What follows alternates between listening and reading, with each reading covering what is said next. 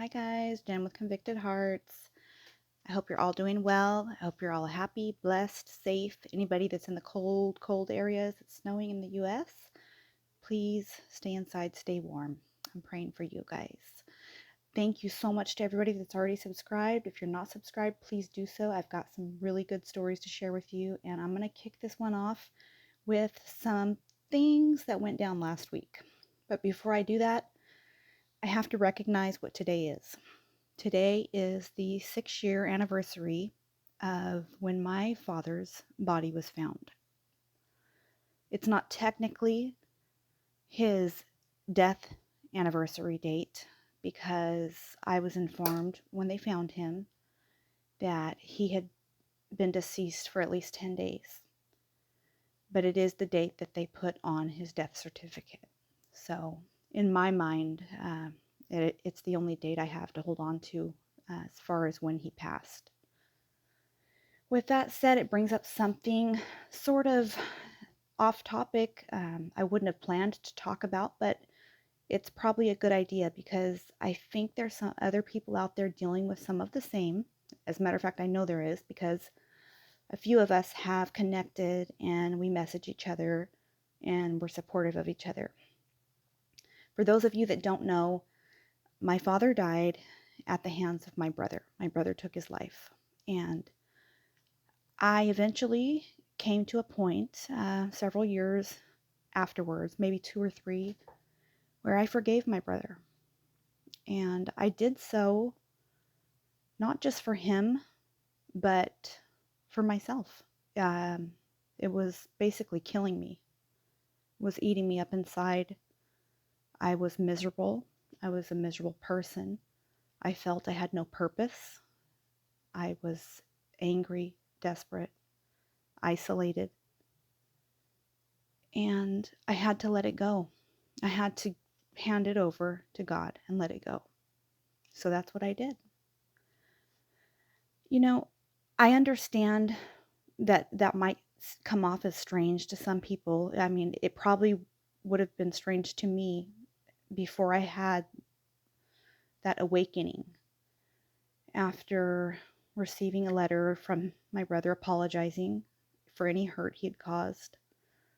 Also, just praying about everything and coming to terms, with God, between me and God.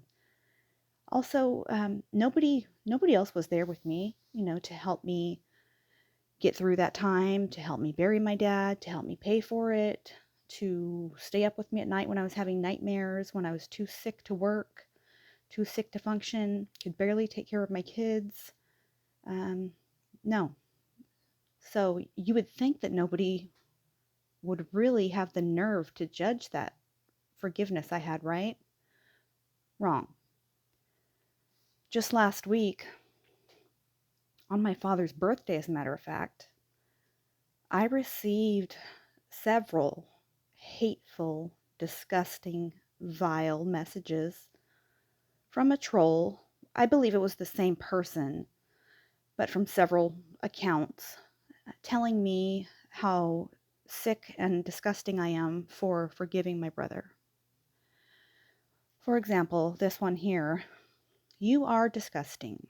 You love a cold-blooded killer who murdered your father like an animal with his bare hands.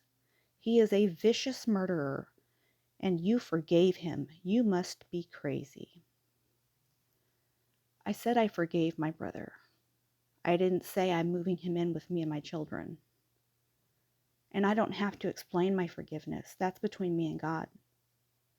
And as far as I know, the Lord didn't send anyone out to come talk to me. I have a direct relationship with him. So for anyone that thought they would upset me or ruin my day, try and cause some friction within my family by doing the things they did, which they know, you're wrong, as a matter of fact. And I feel better because there is no reaction. I felt nothing. And that's how I truly know that I'm at peace with this. Of course, I miss my dad. I mourn his loss. February is an awful month for me. My dad's birthday is this month. His date of death is this month. My birthday is this month. Both my grandmother's birthday and two of my daughters. So it's very, very rough for me. But you know what? I will never bow down to some pathetic troll that tries to get into my head and knock me off of my purpose that I'm on. I am here to try and heal myself and reach out to others who are hurting and help you guys as well. You don't have to understand me. You don't have to get me all the way, but I would just hope that you know I have a heart for people that are hurting because I've been there. I'm still there, but I'm working through it. And those few people that I have direct contact with now and I'm able to encourage, and they encourage me also, that's all that I need. Like that feels so good inside to be able to have that connection with somebody else that is experiencing pain. And I know what that pain is, I know what it's like, and I can help comfort them in some way, some small way. I wish I would have had that, during the time that I was going through the throes of everything that had gone on. Um, it's sad that there's people like this that actually exist, but there is, and I'm sure they're miserable within their own lives, and they have nothing better to do, obviously.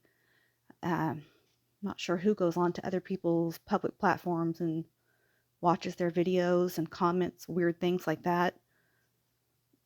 You must have a lot of time on your hands. Uh, I do this because I want to help people and I enjoy it and I'm bonded and attached to my fellow convicted hearts. I feel like you guys are my family and I feel like you guys have my back. So I felt like that was really important to touch on. Don't ever let anybody shame you for forgiving and bettering yourself. If you stay in the same place you stay when you're hurt, that's a stagnant space and you're never going to grow. You're never going to evolve. You're never going to become better. You're just going to become bitter. And that's something that I refuse to be. I want to be better, not bitter. So basically, that's the message for today. Short and sweet. Today, I remember my dad. And I appreciate the father that I had. And I have a lot of awesome memories. Most of them were outdoors. My dad was a simple man. He loved to go on walks, take us on nature walks, go for hikes. He loved animals. He loved to do things that, with his hands. He loved woodwork. He loved just being outdoors. He appreciated all things nature. The hawks that fly in the sky. Um, we would go outside with our horses. We had cows. Where I grew up was, we had 15 acres I grew up on. We didn't own it. We rented, but we did have animals there and we had a lot of fun. So despite all the trauma, all the ugly things that have happened, I'm going to make it a point to always see the beauty in the ugly things that other people see. Because I do have good memories of my brother and my dad. And nobody gets to judge that. Nobody held my hand and told me it's going to be okay. Nobody footed the bill, which I wouldn't have wanted anyways. Nobody made a GoFundMe, which I would have been, not that there's anything wrong with that, but I would have never asked for something like that. Just because of how I am. That's something I know is very much needed.